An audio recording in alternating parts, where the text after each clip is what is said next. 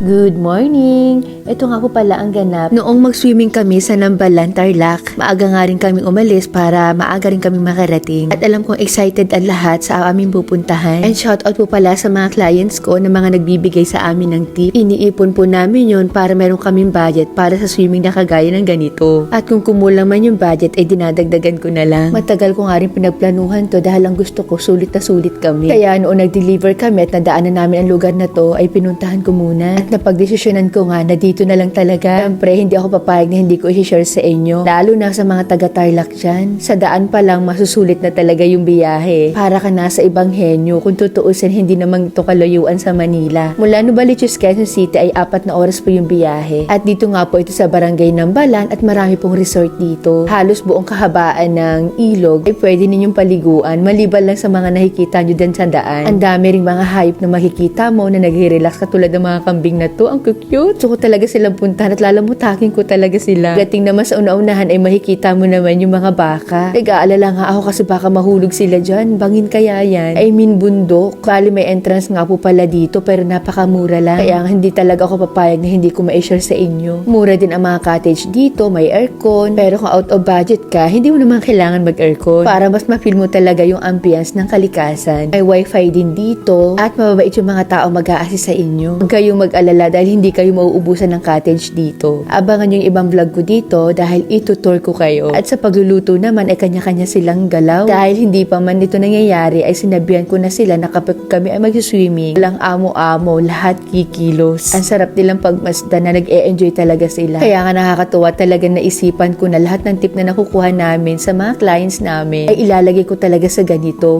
Natagalan nga lang dahil priority po talaga namin ang hanap buhay. Sa katulad ko na nagbi-business, kailangan may mga oras din tayo sa team natin o sa mga tao natin. May mga pagkakataon o may mga oras na hindi nila mararamdaman na ako yung boss nila or amo nila. Pero hindi pwede sa lahat ng oras ay ganun. Importante rin po kasi yung boundary. Dahil ako kilala ko rin yung sarili ko. Alam ko na hindi ako mahirap pakisamahan bilang isang amo. Basta masipag ka lang at sumusunod ka lang sa mga policy ko ay magkakasundo talaga tayo. Madali lang makuha ang ugali ko. Ayoko lang talaga sa tao yung tamad, bastos at dugyot. Dahil pag nasa team kita, mararamdaman mo talaga na para tayo mga tunay na pamilya. Pag trabaho, trabaho. Pag banding, banding. At syempre, pagdating sa pagkain, ay nako, magsasawa ka talaga. Kumain ka hanggat gusto mo. Simple nga lang yung mga baon namin dyan. Syempre, hindi mawawala yung gulay, isda at konting karne. Yung iba nga ay sa bahay na namin niluto para pagdating namin dito ay sulit talaga yung pagsuswimming. Bali, overnight nga po pala kami dito. Kaya kung ikaw ay may team or mga workers, mas sulit talaga kung kayo ay mag-overnight. Tingnan nyo naman to si Master at talaga nag-e-enjoy. And thank you so much po pala sa client ko na binigay sa akin tong champagne. Ngayon ko pa nga lang matitikman. Hindi ko na lang talaga matandaan kung sinong client yan. Basta ang pagkakaalam ko ay taga Las Piñas po siya. Shout out ma'am at sa iba ko pang mga clients na madalas talaga akong binibigyan ng wine at champagne. At habang nagbabanding-banding nga kami dito, konting inuman,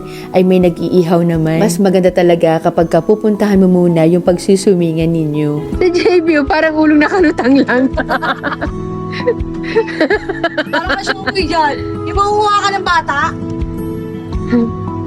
At dahil pahapon na nga niyan ay wala na masyadong tao, kami-kami na lang. Kinagabihan nga, inihaw na ni Paul itong dala namin. Minarinade na liempo. Baka kasi masira, kaya niniguro na kami. Huwag nyo palang kakalimutan na magdala ng cooler kapag pupunta kayo sa ganitong lugar. At kinabukasan nga ay eto naman yung ganap. Tumawid nga pala kami simula doon sa pinagpupwestuhan namin. At mas na-enjoy nga ng mga bata dito dahil mababaw lang. At mas maganda yung panahon ngayon dahil hindi masyadong mainit. Kaya nga dito na nga lang kami nag-iinuman. Sayang nga lang dahil hindi nakasama yung iba. Sana sa susunod mas kompleto para mas masaya. Umulan pa nga ng mga oras na yan kaya mas lalo namin na-feel yung ganda ng lugar na to. Sobrang saya sa kalooban ko na nakikita ko sila na nag-e-enjoy. Dahil pagdating sa hanap buhay ay hindi talaga nawawala yung stress. Na may mga time talaga na mapapansin mo na kasimangot na ang lahat dahil pagod na at stress. Pero ganun talaga, wala namang hanap buhay na hindi nakakapagod at walang hanap buhay na hindi ka magsasawa. Kaya lang lahat naman tayo no choice dahil hindi naman tayo bahay, pinanganak na mayaman. May mga araw din talaga na kahit ayaw mong uminom, mapapainom ka talaga. Lalo na itong mga oras na to, Red Horse yung iniinom namin. Dahil nga mataas ang uric ko ay talagang alalay lang ako. Pangit naman kasi na sila ay umiinom tapos ako hindi. Kaya ang cute-cute na lang yung baso na ginamit namin dito. Hindi po kami nagpapakalasing, tamang shot lang talaga. Dahil kahapon ay gin yung ininom namin, kaya mag-Red Horse talaga kami ngayon. Ito ngayon sinasabi nila na banlaw daw after ng heart, kaya lang sobrang taas sa calories niyan. Para mas ma-enjoy namin ay naisipan ko magpalaro. Pero yung mga simple lang at kailangan ang sasali kasi nag-aalala rin ako. Tulad na nga lang nito ni Master na high blood. Mas mag-e-enjoy kasi kayo kung may mga ganap na palaro. Mapa-reunion man yan, mapa-swimming man yan.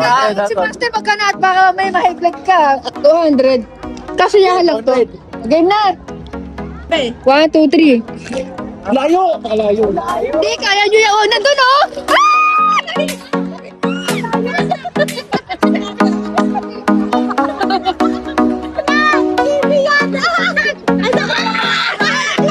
Nakuha na, 200! So, ang next naman ay langoy patalikod at paunahan na mainom yung Red Horse. Butterfly? Ah, sige, patalikod!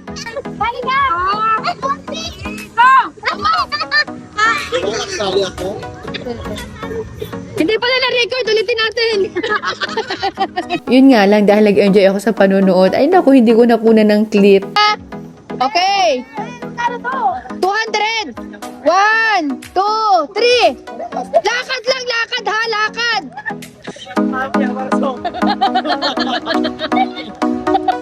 Ano?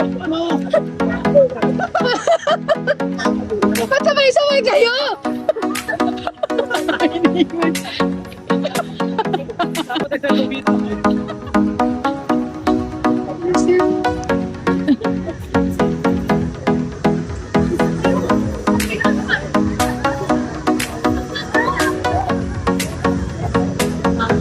O, balik! Balik! Bilisan mo.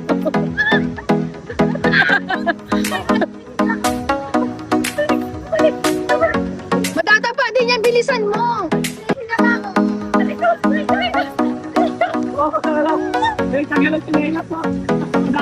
Wala ka talagang galing mo, Chinit. Bilisan mo. Kunti na lang. At syempre, hindi mawawala ang TikTok. Hawak ko ang beat.